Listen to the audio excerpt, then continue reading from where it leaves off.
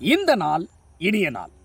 இன்னைக்கு வாழ்க்கையில நிறைய பேருக்கு ஓடுறதும் நிக்கிறதுமாவே வாழ்க்கை ஓடிட்டு இருக்கீங்க.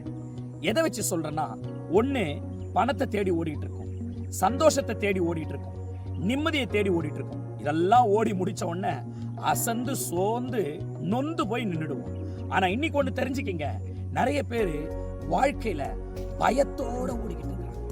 என்ன நடந்துருமோ, எப்படி நடந்துருமோ, எது நடந்துருமோ, என்னால முடியுமா முடியாதா, நான் தோற்று விடுவேனா என்ற கவலையோடு நான் இன்றைக்கு உங்களுக்கு ஒரு ஆலோசனை சொல்றேன்.